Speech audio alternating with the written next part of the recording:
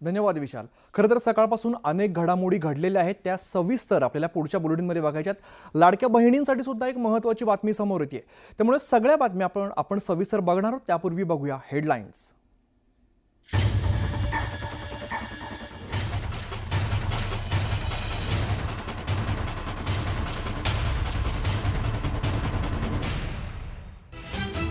Headlines प्रायोजक राजयोग paints. आनंद तुमचा, रंग आमचा.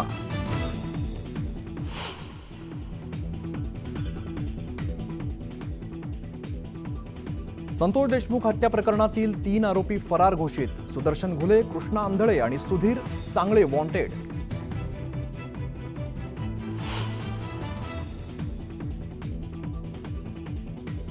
बीडमधील हत्या प्रकरणाशी माझा कोणताही संबंध नाही. आरोपींना फाशीची शिक्षा मिळावी यासाठी प्रयत्न सुरू.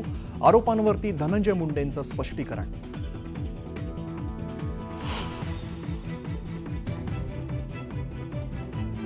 आमदार सुरेश धसांनी मुख्यमंत्री फडणवीसांची घेतली भेट. बीड प्रकरणी सरकारी वकील उज्ज्वल निकम यांची नियुक्ती करा, धसांची मागणी.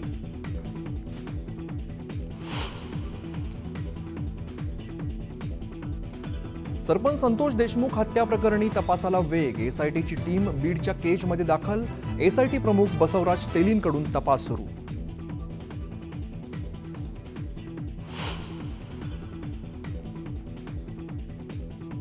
खासदार संजय राऊतांना मातोश्रीवरच्या खोलीत कोंडून ठेवल्याचा दावा. उद्धव ठाकरेंसमोरच राऊतांवरती इतर नेते भडकल्याची चर्चा, तर राऊतांकडून घटनेचं खंडन.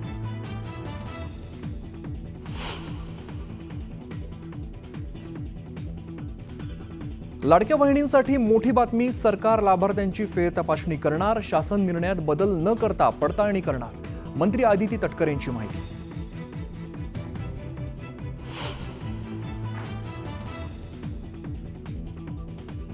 धाराशिवच्या मेसाई जवळगा सरपंचांचा बनाव उघड. बंदूक मिळवण्यासाठी स्वतःच रचला कट. बनाव असल्याचं पोलीस तपासात उघड.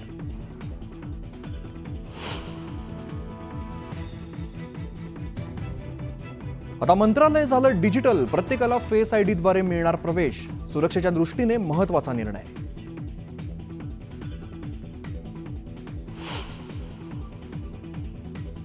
अँब्युलन्सला स्पीड ब्रेकरवरती बसला धक्का आणि मृत व्यक्ती झाला जिवंत. कोल्हापुरात घडली अचंबित करणारी घटना.